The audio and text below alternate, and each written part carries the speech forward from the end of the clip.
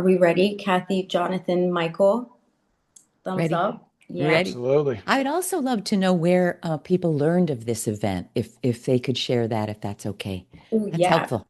Pop Thank that you. in the chat, guys. We would love to hear Loom. how you Thank got you. into this event. Oh, the chat is blowing up. Canada, LinkedIn. That's it. We love it. Luma, LinkedIn. LinkedIn. The big cocktail party in the sky is how I think of LinkedIn. Yeah. Email. I went to network entrepreneurial skills. Luma. Oh, Parisha, that's really Oh, interesting. yeah. Look at Keyword this. search on Luma. Luma. Oh, good to know. Really helpful. Thank you. Yeah, we'll also pop in our Luma link so that you guys have access to all of our educational events. We are always focusing on our students to help them bridge any way possible, connect with the right people, get there faster, quicker. Sasha's also here. Sasha, do you want to do a little quick intro to yourself before I jump in? Hello. Sorry, my camera is now not working, but it's so great to have everyone here. We're so excited to have such an incredible group. As I said, I'm based in London. From Seattle originally, did my undergrad at Williams College in Massachusetts, if anyone has heard of the liberal arts schools, and then did my master's out here at LSE in London and have stayed here ever since. I'm head of community here at Hubble. So please connect with me on LinkedIn. Always happy to help. We do a ton of stuff for students. Really passionate about this, as had so many incredible mentors when I was a student. So the more that we can give back, I'm an ex-founder, so have lived many lives. So really excited for this conversation for everyone. So please connect. Please send me a message. Would love to chat with you guys. I popped my LinkedIn here, so just shoot me connection request, and I'll maybe popping in our Hubble event thing as well. And yes, please throw questions in the chat. I'll be kind of monitoring it, and we'll do some Q&A at the very end.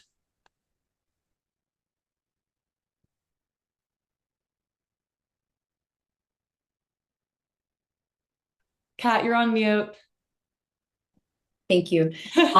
Just to get everybody started, on the top right-hand corner of your Zoom, to make it like a really nice, clean event and you're able to see the panelists talk through and you'll see their camera, just click that top right-hand button and you can choose how to see speakers. And the panel, whoever pops up on the screen, will move around camera wise for you guys so that you don't have to pin anybody.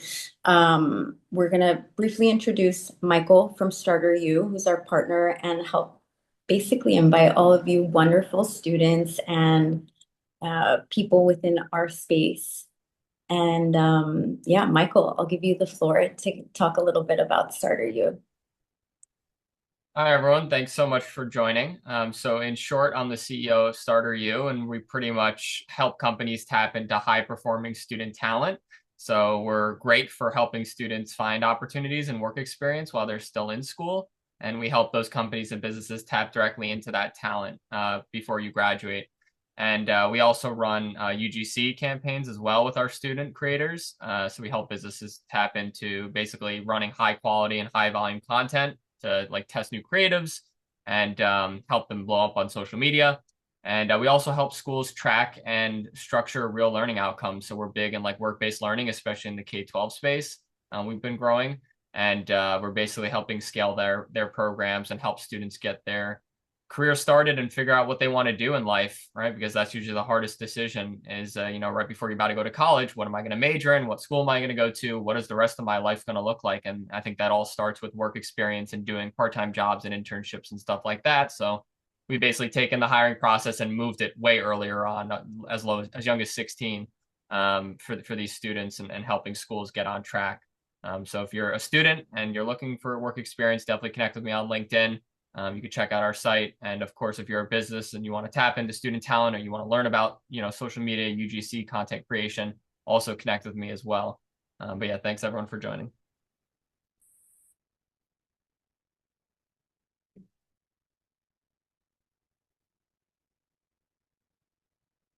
Sorry, guys, takes me a little bit to unmute. Okay, great. So we're gonna go ahead and get started. introduce our lovely Hubble expert speakers. First, we have Kathy Caprino, who is our career and leadership coach, consultant, big title, senior Forbes contributor, host of the podcast Finding Brave. Definitely follow. Two times author and speaker, former corporate VP and trained therapist dedicated to supporting rapid professional development and advancement and growth. So, Kathy Caprino, if you want to say some words. Hello, everybody. Thank you so much for having me. I'm so excited to see this group and be of help because I know as we start out and all along the way, it can be bumpy because we need clarity, we need bravery, we need help, and we're here to talk about that. So I hope you'll ask your questions. Anything I can do to help. I've got a lot of frameworks. My challenge is not how little to talk, it's shutting me up. So I'll try to be respectful of everybody's time, but I'm thrilled about this topic because we are not taught about how to do this early on enough. So, Michael, I'm so thrilled about what you're doing at Starter U. It's so helpful. Can't wait. Thank you, Kathy. So happy to have you. And we'll be popping in Kathy's link to connect through Hubble on the chat. Sasha, if you want to put that in. And then we have Jonathan Chizick. He's our career consultant, also Hubble expert, University of Texas. So shout out Texas, McCombs School of Business, former tech executive and startup founder of True North Career Partners. Jonathan. Hi, everybody. Super excited to be here. Yeah, thanks for that intro. Spent a lot of time in tech and a lot of part-time, coaching people on what worked for me, what didn't work for me, what I learned through making, 8 different pivots over my career, working at companies from Dell, Samsung, VMware, Silicon Valley startups, doing my own startup. So done a lot of different things. Some things work, some things didn't. I just really enjoy talking with folks and helping them navigate the pivots that I made, or hopefully avoiding some of the pitfalls that I went through too. So excited to be here and can't wait for the questions. Awesome. Let's get started. We had actually some questions roll in, and maybe I can start with you, Kathy. How can I best figure out what directions to pursue when I'm starting out?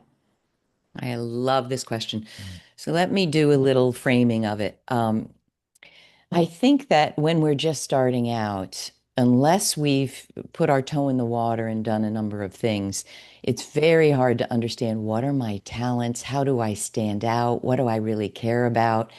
So, I mean, you're going to hear this over and over, but the earlier you can start trying on things physically, emotionally, in every way, and that requires stretching.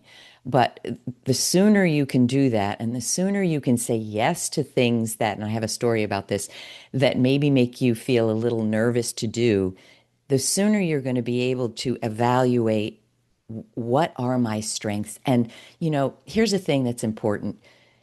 We can be good at a lot of things. That doesn't mean we're passionate about pursuing them. So I feel there's a whole discussion about should you pursue your talents or should you pursue your passions? And I would say this, it's a mix of both, because if we only pursue what we're good at, that doesn't mean that it comes easily and that we love it and it's going to sustain us. So early on, I do have something called a career path assessment, 13 pages of questions I wish someone had asked me 40 years ago. And if I had answered these questions, I believe I would not have made some of the mistakes I made.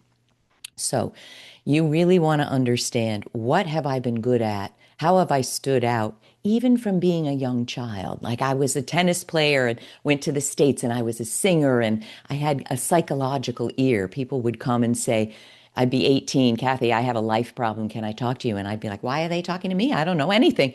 But you all, I want you to know, are like a thumbprint. You are literally unlike anyone else on this planet. But you have to start realizing, what is it that I'm drawn to? What do I care about? What makes me angry? What do I want to help at? And then start finding opportunities. And we'll talk about it, but those opportunities are right at your doorstep. They're a lot easier than you think they are to get. But first, you have to be brave and understand What are my gifts, even at a young age now? Does that answer the question? Yeah, Jonathan, anything else to add? Yeah, absolutely. Agree 100% with what Kathy said. And, building on that, another question that comes up is like, okay, I need to try stuff, but, how do I do that? How do I find these opportunities? And, a piece of advice that I guess, maybe a hot take for job searchers, I tell people stop applying, start talking to people. And, it's relevant here because the whole start talking to people is how you find those opportunities to try things or learn about those opportunities. So, as a college student, high school student, new grad, like you don't know what you don't know. So how are you going to find that out? Start asking questions of people, start connecting with people and listening and learning. And then if you feel like, hey, this is something I think I want to try more. Okay, well, how, looking for people who maybe went down that path or did sort of these things, how did they get started? It's an excuse for you to reach out to them and talk to them and for them to give back and share their learnings with you. So, that'd be my advice. Can I add one thing Always. to that, Jonathan? I love every word. Part of it is volunteering. You don't always have to learn through getting a paid job. Early on, like I remember an internship for me at Boston University, I was in their School of Public Communication and then English Lit. I got a job as an intern at the MIT radio news station, writing news. And then here's a lesson. We're going to talk a lot about what not to do or don't bypass these great opportunities. They came to me and they said, because I'm a singer and, you have a great voice, would you like to read the news on the air? And what did I say? No. Why did I say no? Because I was scared to death. Like writing, I know how to do. So I don't regret. I suggest that we never have regret. It's a useless emotion, but you can look back and say, could have done that better. I should have said yes to that and to writing. So the point is, there's so many opportunities that aren't necessarily getting a job. They're right there, but as Jonathan says, it requires networking and talking, talking. Don't look at it as networking. Look at it as, that person's interesting. That's the mother of my friend or the partner of whatever. Just talk. Start talking. Yeah, Yeah, I think that might be a question that is coming up later, but I'm seeing some pop up in the chat. How do I do cold outreach? How do I, I'm trying to connect with people on LinkedIn and not responding. And I think there's this perception of networking is this cold outreach or going to large events and meeting people you don't know. But if you start small, like talk to your family, talk to your neighbors, your friends, your high school friends. They may not. You might look at them and think, hey, they're not working in the industry I want to get into. They're not doing the job industry. And how is that relevant? But here's the thing, you don't know what's relevant. You don't know who they know, right? So one, it's giving you practice in telling your story and asking questions in an environment that's super low risk because these are the people and they genuinely want to help you. And you don't know who they know, right? Your uncle's friend's neighbor may be the perfect person for you to talk to, but until you talk to your uncle, you don't know. So, start with something that's low risk and build the reps, and it just kind of naturally snowballs from there. I would love to add this, in thinking about networking. I really believe this. If we all think about, Kevin, you too, there's nothing that we've done that we're proud of that someone else didn't help us with. I mean, I wrote down all the things that networked helped me do, networking, writing 2 books, teaching at NYU, getting a TED Talk, getting a Forbes blog. All of this, every bit of it came from someone else. And so we can't overestimate enough underestimate, whatever the term is, how important it is that it's through connecting and talking with people. And they can seem, far away, but everything's about people. When you really connect with the right people, they're so happy to connect you further. So that would be one big takeaway here. Just start talking to people who are interesting to you everywhere you can find them. Yeah, and to add to that, I think also just being part of the community at Hubble is, when people start to have these first conversations with people that have been experienced and already been there, done that, it just shortens that journey of you guys getting there quicker, faster, and jumping on this bandwagon of like absorbing knowledge and getting it from people that can basically make you bypass all the hard, rough joke, like jumping ropes or, jumping those mountains that you can get help with and just steering you guys in the right direction. That's what the platform and like why Kathy and Jonathan were picked to do this event due to their expertise and like what they focus on, especially you guys coming out of school. I think that it's, when I was in school, and we talk about this with Michael a lot, I wish I had a Hubble to just jump on a call with someone for 15 minutes and get clarity of what I was looking for as a student, because it's just so hard to be in that situation of like, I have no idea what I want to do, but I'm really good at this. Kathy, I would love for you to kind of share any of your stories. I know that you have a few, but just jumping into like creative ways that you break into competitive industry. Yeri or Jerry, put that in the chat, and I think that this is a nice leeway into our next question. Okay, so the question is, how do you break into competitive fields? So, I did want to add one thing before we go there, if it's okay. And Jonathan, you're going to have scripts, I know, but being someone who has about 1 million connections and followers on LinkedIn, I hear from a lot of people. So I do want to suggest one quick thing, if it's okay, Kat. What you don't want to do, in my opinion, is reach out to someone and say, "Hi, I've seen what you're doing. Would you be my mentor?" You don't want to do that, because the answer is, when people are hearing from a lot of people, the answer is going to have to be no, unless you are demonstrating why it's important and useful for me to connect with you and work with you. So I'm sure, Jonathan, you have a lot going on about scripts and how we do that. But I would recommend that. Okay, the way we break in, first of all, you have to demonstrate your potential. So let me give an example about this. Years ago, I had studied writing, but I never really thought I was an author. I thought I would help other authors, I was working in publishing. Well, after I got out of publishing and became a therapist and started coaching, I said, well, why don't I try writing? And I had a blog, and I think I had 500 followers. It was nothing. But I followed other people, particularly on Forbes, and there was a group called 85 Broads, and it was for women, and it was on 85 Broad Street in New York, but I loved what these people wrote. And I joined them. So number one, start joining, start participating, start connecting with people doing things 10 steps ahead of you. And I went to their events, loved it, kind of like Hubble, love everybody at Hubble.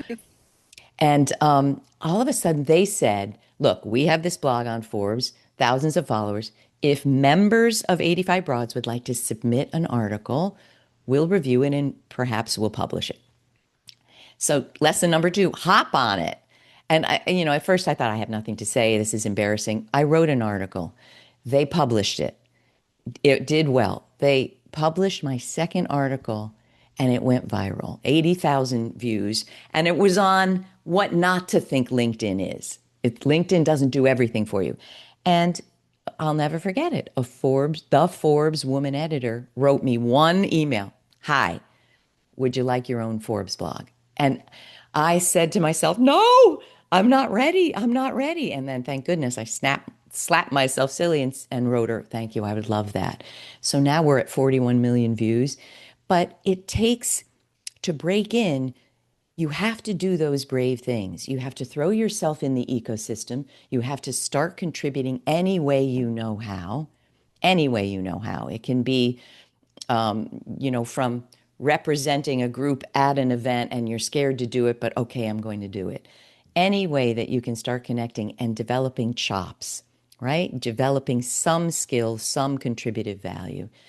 And then continuing to put yourself out there and connecting with other people that you can be of service to. And there's the final point, then I'll let Jonathan speak. One thing about networking is we think we have nothing to offer other people. If you're reaching out to someone 10 steps ahead, if I'm talking to Kevin, what do I have to offer a founder like this? Well, we even did a Forbes article that included some of the amazing Hubble experts.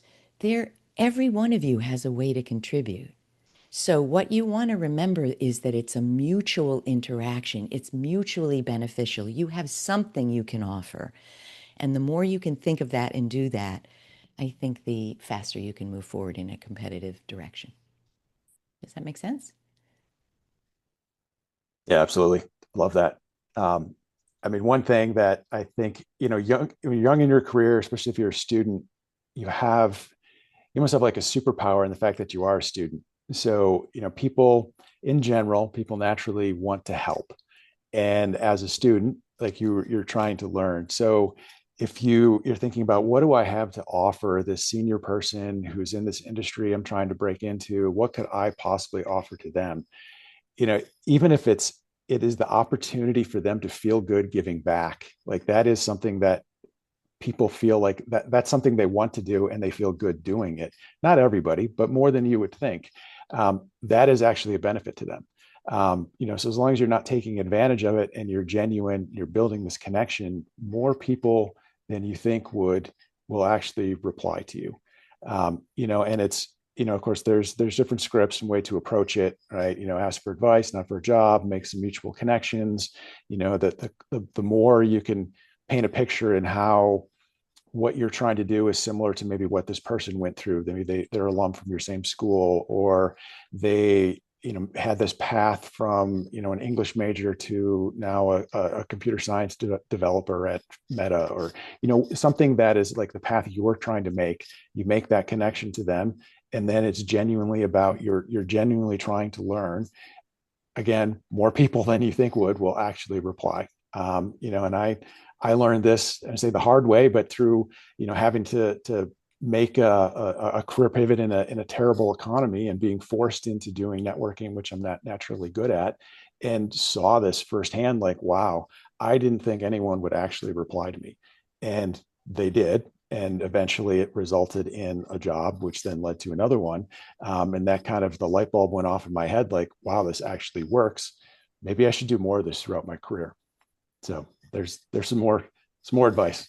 Yeah, and I just wanted to drop in because I'm seeing a lot of questions coming through the chat. They're a little bit more personal and specific to where you're looking to break into. Reach out to Kathy and Jonathan through Hubble. Book a call with them. Book 15 minutes, and the value that you're going to get your questions answered because we're going to try to get to as many as possible. But I know that we won't make it through. So I popped in their links, book 15, book 30, book an hour, and get the most out of your time with them one-on-one. But I'll do my best. Bring up those questions. I've seen a lot of them come through, and I'll go through. I'm starting back from the beginning, so I'm sorry if I don't get to you. And also just one last thing, as somebody who gets reached out to LinkedIn a lot, just now because I'm part of Hubble, is how do people reach out to investors and attract them, or founders even? I think that providing something cool for them to look at when they get a message. So something that really impressed me, somebody that wanted an internship, is they reached out to me and they sent me a LinkedIn message with a podcast providing education, where I have time to look for podcasts, but it's so nice to see that they took the time to look at my profile and see maybe something that would interest me, a topic. And it just made me answer them. And it's just such a delightful thing when you give first. And that's what our community has been based on. So think about, instead of being transactional, be more conversational. And Thomas, you sent in a really good question. It says, can you say something about the importance of common ground? I used to go to networking events wearing classic rock t-shirts, and that greatly helped me connecting to people on a personal level rather than immediately talking shop and making the conversation sound more transactional. So thoughts on that, Kathy?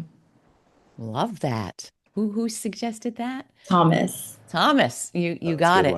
one. I'm thinking about when I hear from someone on LinkedIn who's a complete stranger, when is it that I'm able to or compelled to want to be of help? And it is this common ground situation. So let me give an example.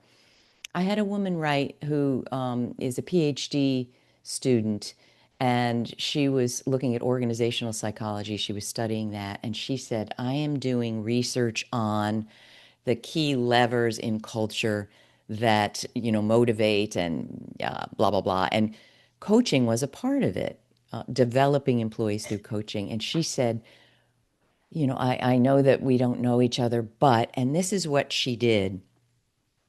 She referred to previous LinkedIn posts that I've written in previous articles. So you want to demonstrate, and, when you receive a lot of these requests, first of all, when AI wrote it. Don't have AI write it. You write it first, your voice, right? Because my gosh, we're seeing a lot of AI, right? But definitely research the person, look at what they're saying, and come from an authentic place. What spoke to you about the article that I just wrote? And maybe you can even say, challenge a little. Wow, I wasn't thinking that way, and I'd love to learn more. But the point is, demonstrate that you're observing what the person is doing and you're learning from the person. So this woman said, I know you've done a lot of research because I do polls on LinkedIn and I was a market researcher in the past. So she already looked at my polls. She already had something to say. And then she said, I would be so grateful for your eye over this research plan. And I know you're very busy, but it would mean the world. Well, how am I going to say no to that? I can't wait to see what the research is that they're doing. And she reeled me in by demonstrating that she's already understanding my content and there's already a match, a common ground. So, Thomas, you're right on. We really have to do this. We have to do the work of it because people are busy today and they really want to feel like they're going to get, as Jonathan said, something out of the interaction as well. Yeah, I like the classic rock T-shirt. I mean, if you're comfortable doing things like that, I think it does kind of help break the ice too. There's always it's just human nature, right? We're drawn to people when there's some sort of connection, right? If I'm in a random city and I see someone wearing a Buffalo Bills T-shirt, right? I'll throw them a Go Bills, and like suddenly, like we may strike up a conversation. Like, why? Like, it's just a T-shirt. We're fans of the same football team, like, but somehow that we're drawn to each other, right? So you never know, right? It's a way to break the ice, and if that helps you generate conversations, then go for it. Love it. Yeah, and actually, Sasha has something to say on this topic because she's quite an expert when it comes to networking and events and how to break the ice. So, Sash, the Yeah, floor is yours. so I am quite the networking queen and have been able to finagle myself into spaces that I really shouldn't be in. And the biggest thing that I'm seeing as I'm like responding to a lot of your guys' questions is like, how do you get people to care? How do you get people to engage? How do you get people to, respond to you? Like, you need to become interesting enough for people to want, as Kathy said, to engage with you. That doesn't mean go and get a Nobel Peace Prize or, cure cancer or do all these big things. But it's finding as a conversation's going, these kind of niche, smaller topics. It's, again, as Kathy said, finding that thing that that person wrote, commenting on it, like being in someone's LinkedIn like posts means so much more. Because then when you DM them, like when someone comments on my stuff repeatedly, I notice. And when they DM me, I'm like, oh, like I'm more inclined to have a conversation versus, hey, like I want a job, I want to talk to you.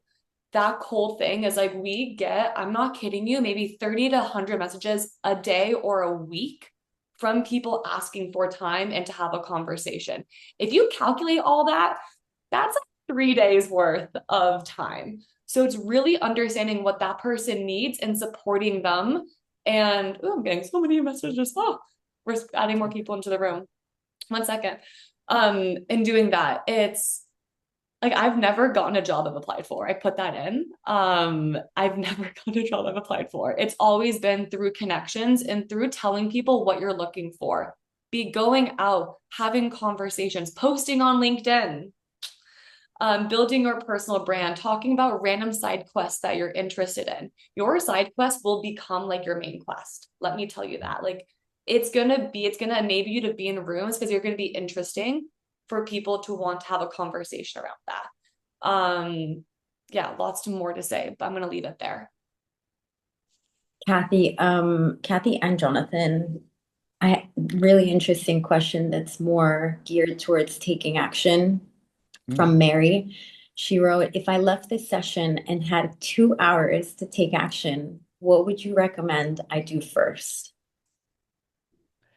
I'd have to ask, what is your key goal here? Yeah. Let me hear a little more. Otherwise I'll send you down a rabbit hole. Yeah. What is it you're looking for? Yeah, and we have really good questions in the chat that we won't be able to get so granular on, because it's very specific to your guys' situation. Let's see if Mary jumped in. No, she hasn't jumped in yet. To find experts in my field, James, that's James. Okay. All right. Sorry, Mary, didn't see you. I'm Yeah, gonna sorry. I jump. mean, it's going to depend. Yeah. It is. Honestly, like, again, I'm gonna just pop these in the chat, copy paste, Yeah. There's so get many good granular questions on that calls. they're Yeah. really specific to individual situations. So yeah. Right. Yeah, 100%. Okay, so let me just jump in with one more question that we have here. Can I So, say one last thing, Kat? Sorry, yeah, this reminded me of something of everyone saying, I'm just like reading the chat right now, like, oh, I'm just a student. Like what you have is you have youth, you have access to understanding, this new tech, AI, how things work, more so than, people who are like more older Gen Z or like millennials. Like you have the youth, you have the hunger, you have the drive. You have no idea how important that is right now to be able to just go and like work and want to just learn and absorb.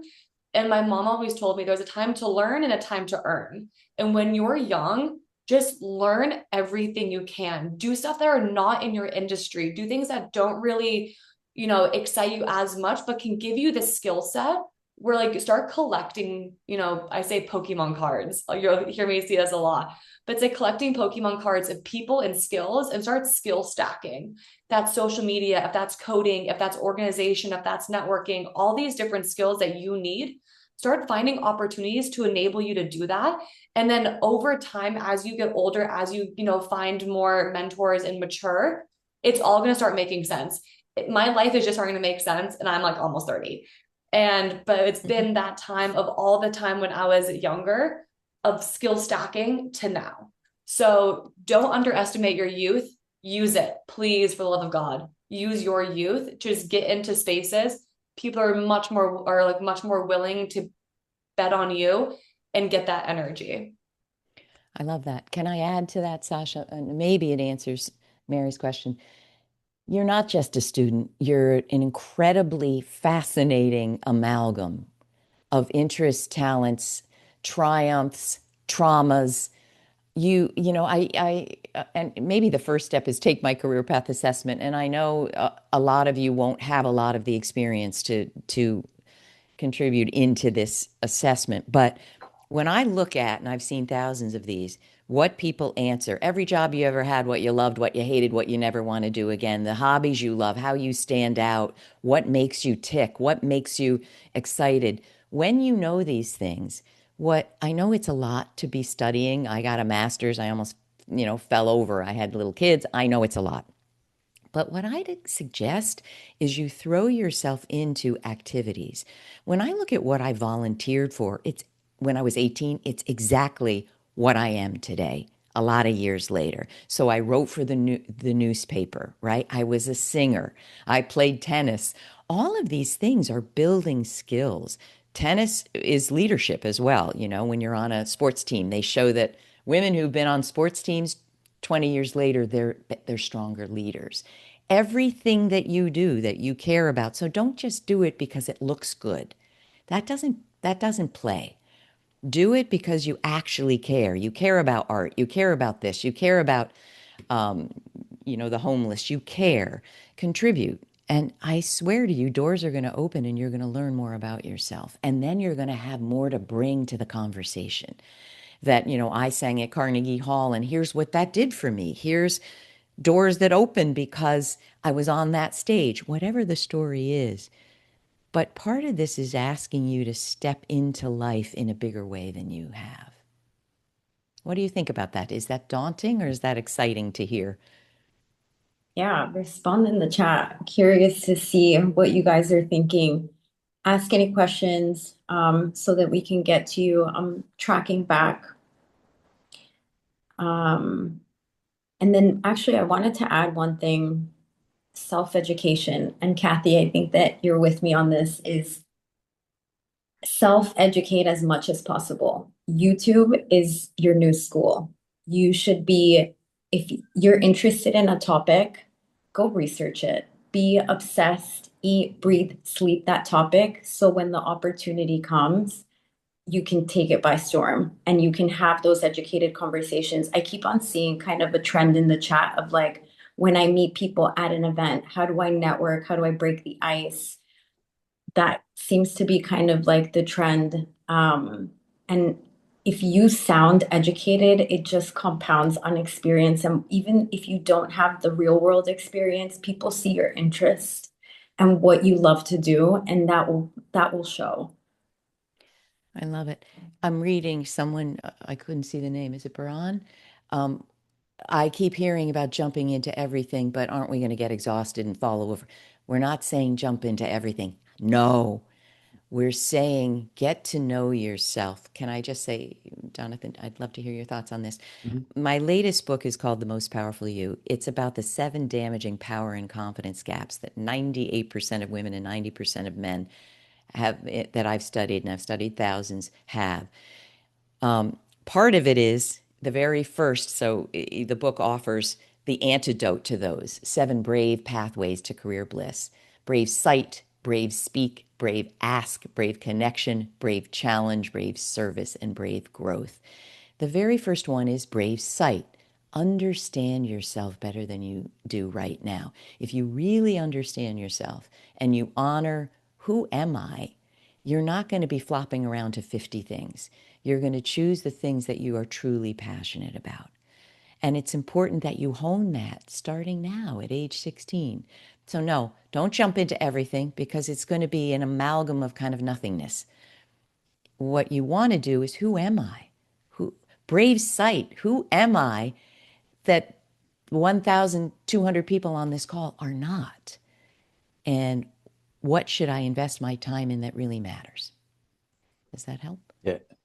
And I think there's an opportunity now with the ability, you mentioned self-education, being able to build your own things. You can build your own software using AI really quickly. You can build prototypes, the ability to connect with people in different virtual communities. Like there's no reason why you can't try a lot of stuff with low risk and low effort. It sound like the old guy here, but when I was growing up, pre-internet in high school was like it was a lot more difficult to do these sorts of things. Now it's just easier. You want to build something, go build it. You want to connect with people, go connect with people. I look at a lot of different jobs that are out there, and I see some students like, well, I need to get this degree or I need to get a master's degree before I move into this type of role. At, but do you? Right? There's so many opportunities out there to educate yourself in different fields and become an expert without necessarily needing to get a degree that stamps on it. Like, why are you waiting for that degree? Like, I'm not saying don't get the degree. You can still do that, but you can educate yourself to the point where you can be, quote, expert in the field. You can be competent in a certain field yourself. So if it is something you enjoy, don't delay that. Take it on yourself and become that expert. Build your prototypes. Learn what you need to learn and go. I love that. I'm looking at Nate's question. These are amazing. If I only had time to either build something or network more, which one tends to pay off? Oh, Kevin, you have a lot to say about that. It's both. It's both. If you've got no one in your corner, and I just had an amazing talk with a Hubble expert, Andrea, this morning about something I want to build. You have to talk to people when you build. Mm-hmm. If you build it in a vacuum, it isn't going to be what it needs to be. Kevin, would you agree with that? I totally would. And I'd also say, like, the first thing that anybody's built, like any successful founder, go back in history, the first version of their product, it's not going to be very good. So it doesn't have to be perfect. It's not supposed to be perfect. It's not supposed to take off, but just getting the reps at putting something out into the world, being brave enough to do that, and then iterating on it as you talk to more people, eventually that will get to a winning product. And I just wanted to say one more thing as I was just listening. Like, most of people here are students. Like, this is such a superpower. People want to help students like more than anybody, like more than any demographic. There's like a soft spot. I don't know why it's this way, but there's like such a soft spot in Silicon Valley, and anyone that I talk to in leadership roles, they want to help students. So lean into that. And like, you're not supposed to have it all figured out. Sasa just said she just like barely figured out at 30. Like, I'm 39, just barely figuring it out. I've had careers. I was a football player. I sold medical devices. I was in wealth management. And now I'm a founder for the last 9 years. It's okay. You want to figure out, you want to try stuff and like check stuff off the list of like, hey, I thought I wanted to do this, but now that I did that, I actually don't want to do that anymore. So there's this process of discovery within yourself. There's a lot of things that you think, or careers that you think you may be interested in.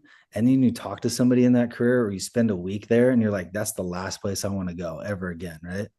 And that's also valuable because then you never get to or have to go down that road. But yeah, I would just say lean into being a student. People want to help students. And one more thing, and then I'm going to stop talking.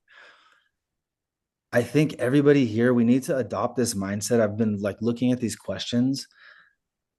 When you reach out to somebody, it's about what can you give this person, right? Not what can you get from them. And I think too many people in society, they look at networking and the first reaction is, what can I get from this person? What kind of job can they give me? What sort of promotion can they give me? What sort of opportunity can they offer to me? People don't work like that. You need to flip that script. And if you're talking to someone or you're reaching out to a Kathy or a Jonathan or anybody or a classmate, how can you help that person? What are they working on that you know that you can be helpful with, and lead with what you can give?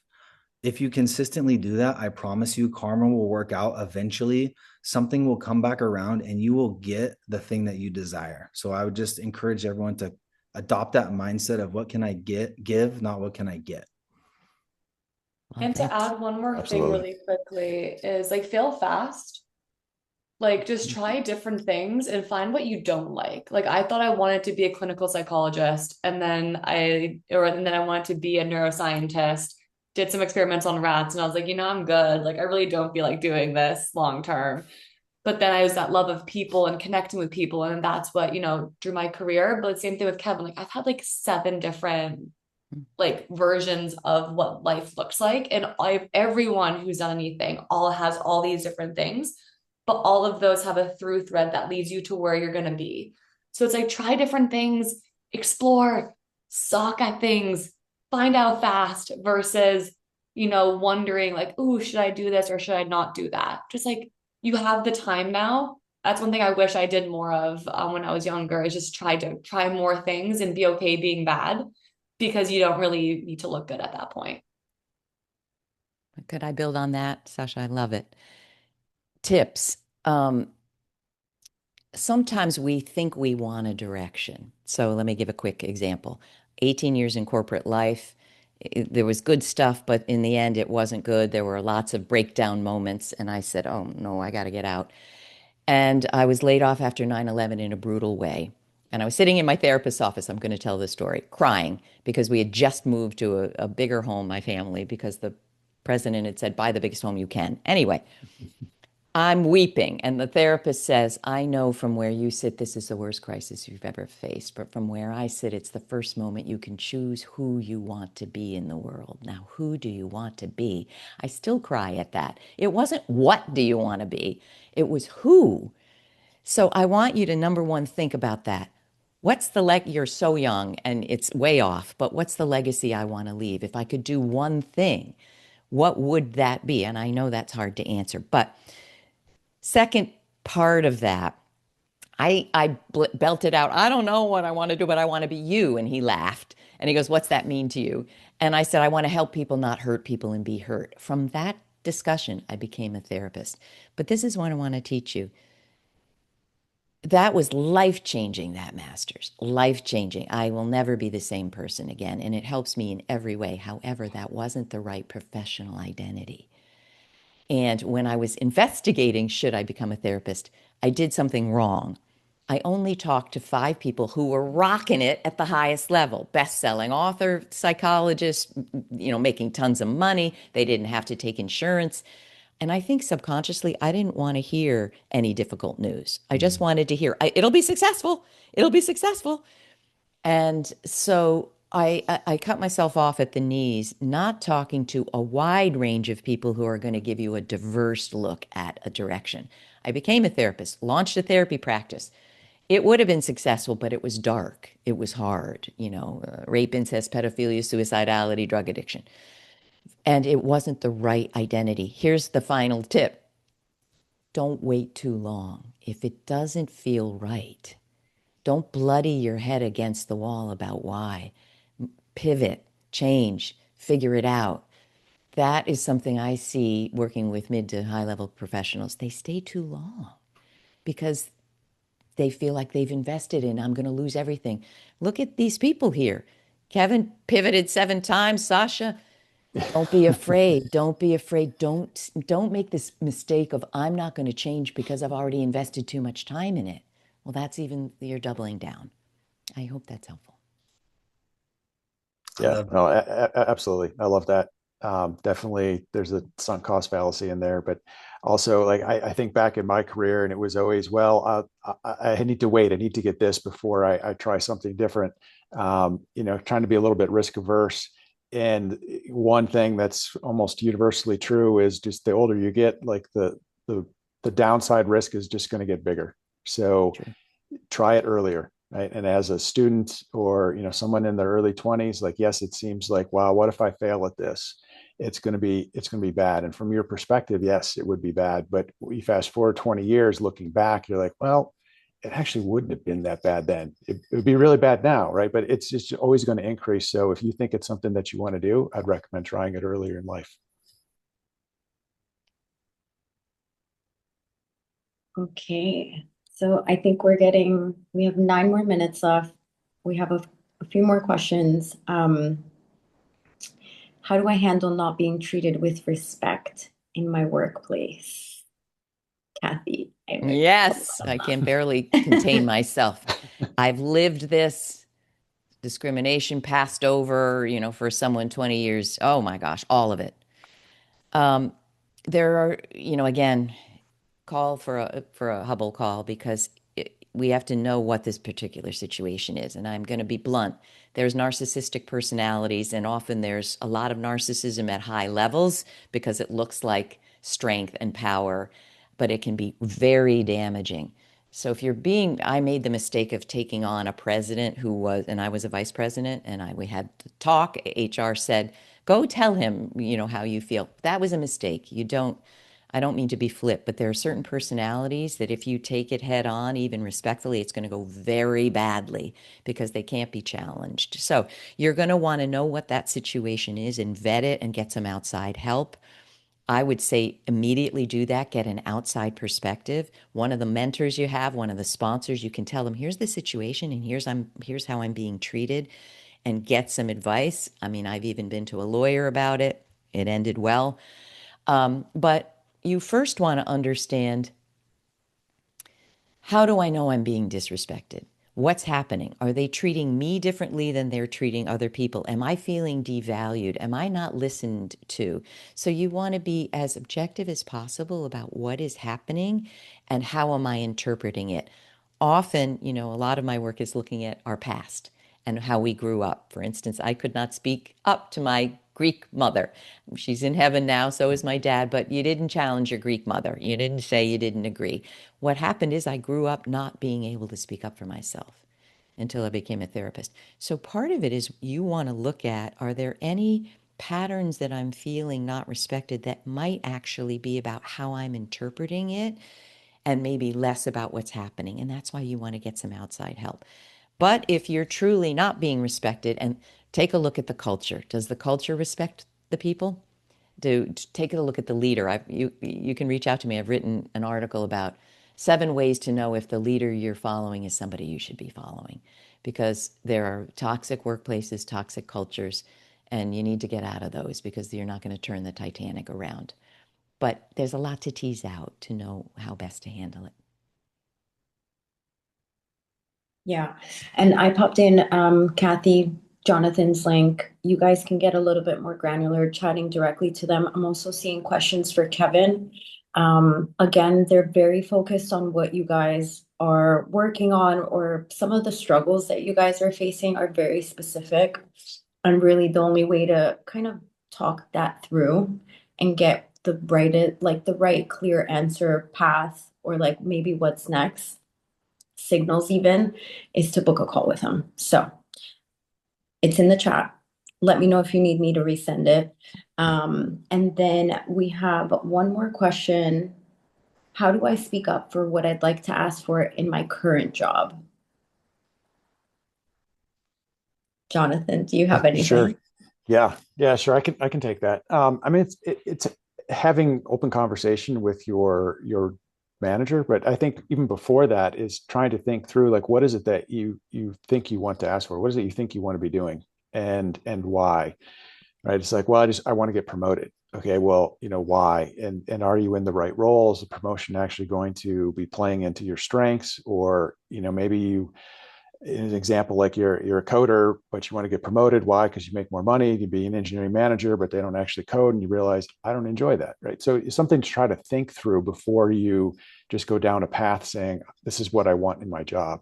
But if it's you feel like that is something you want, then you should be, a good manager should be having these discussions with you proactively to ask, like, what is the development? What do you want to do? How can I help you do this? But not every manager is going to do that. So it's something, you should own your development, your career, and take that on and bring that up, but frame it in a way that is thinking, presented in how you're helping the team. Like, looking at like the self-interest of your manager and his boss, and what are the objectives for the company, and how this would help them. So, things like, let's say it is you do want to get promoted. Like, you need to understand, like, what is it that's missing in your skill set? What gaps do you have to get you to that promotion? And maybe it's like, I need to be leading a project team. So that's something to bring up in your discussions with your manager of, I really feel like at some point when I'm ready, and you feel that, I'm ready, I'd like to lead a project. Like, what can I do to get to that point where you feel comfortable putting me in charge of this project? And then seeing what that response is. And, maybe there's some gaps you hadn't seen. So it's worth having that discussion certainly with your direct manager. If you're able to build relationships, mentoring, or other managers, other folks in the company, having those same discussions to try to see if you have any blind spots and making sure you're going down the right path. Kevin, do you have something to say? My facial expressions.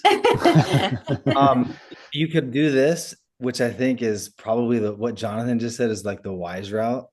You could also be a little crazy and not ask for permission at all. So you're doing your current role, and let's say you want to also take on marketing. Your team is pretty small. You can build out stuff in your free time or over the weekend and not tell anybody. And all of a sudden you go to your CEO after like 2 weeks, or your boss, and you say, hey, I've really been like interested in marketing. I think like we need to up our marketing game for the company. Check out this dashboard I just built. Right. And you're basically showing either your boss or your leader that this is someone that's proactive, that they didn't have to wait to be told what to do. It's a fine line. There's some bosses that may get turned off by this, but I think especially if you work in a startup, no founder is going to not like this, because there's always extra stuff to be done. So see where there's a gap within your company. And if that's the gap that you're really interested in, sometimes you can take the diplomatic approach. And like Jonathan is saying, is like, ask your superior or your boss about it. That's a great approach always. Or you could be crazy and a little daring and say, you know what, on my free time, I'm going to not only do my job exceptional, I'm going to build this other thing that I know we need, that we've been talking about, that no one's kind of taken on, and then just literally show it to them. And I promise you, if you do this, you're going to get respect. You may not get the promotion or the role right away, but as a founder myself and a CEO, if like if anybody in our company does things like this, I'm like, that's somebody that's showing high agency and ownership. And I trust that. I lean into this. Like they're wanting more. They're looking for ways to help. They're not just like waiting to get delegated tasks to. I love it. Yeah, And I, absolutely. sorry. Certainly in startups, Kevin, like you mentioned, that would be something you would want to do. You do need to be careful in larger companies. So depends on Yeah. the situation again. Yeah. Can I throw one thing in? I love it all. You have to build a case for it. So a lot of people say, I'm a manager, I want to be a director. Just because you're great at managing doesn't mean you're great at directing. They're different jobs. So don't assume just because you're rocking it here, you're ready for that. You have to build a case for that. So Kevin's point is great, but that's where mentors come in and recommendations and the fact that you have taken on new things that demonstrate you're ready for that level. So build the case. It's not about you. It's not about I want to make more money. It's about why will it help the ecosystem for me to move into that next direction? And you have to prove that. What a lovely way to finish our call. I know that there are like a million more questions on this call. We dropped in Kathy's link. We dropped in Jonathan's link. Sash, if you want to drop them again, we're going to drop in Kevin's link because I noticed a lot of people want to book with Kevin as well. We are going to continue doing these educational events. Please let us know if there's anything topic-wise that interests you.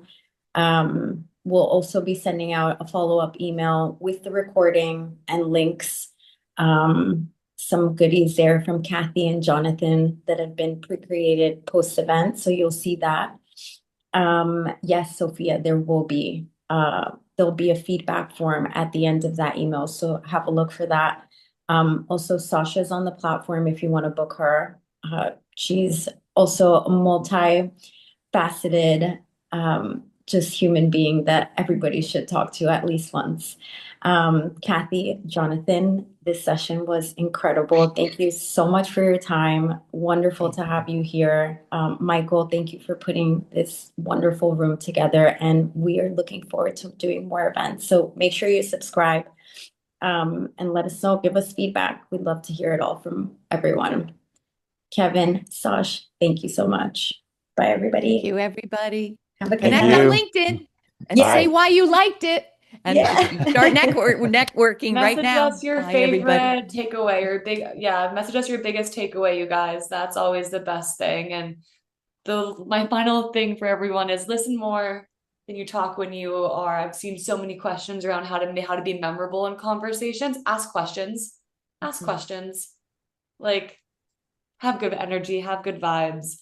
I love Kurt's idea. Let's take a picture. Can we take a picture? Can we all Yeah, turn our let's do a cameras on? picture. Cams, everybody. And I Cams. think you see in the view mode in the top right, should we put that on like a gallery? I think is it. Is there one that has everybody? Yeah, I'm on the one that has everybody. Gallery's okay. Come on, let's get pictures. We got That's a fun. couple people. We need If everyone's okay with that. If not, you can turn off your camera. Okay, are we Who's ready taking to it? Who's taking it? Okay, I'll take it. I got it. I already took them. I was on mute. Sorry, guys. Oh, good. I hope you took a few. Yes. Got it. I took one as well. Thank you to the Hubble team. You guys are amazing. Thank you. Thank you. Yeah, Bye, Thanks guys. to absolutely. everyone. Thank you guys for your Appreciate it. time. And Reach out any Michael, questions. thank you, Starter You. Happy to chat. Bye. Thank you, everybody. Hello.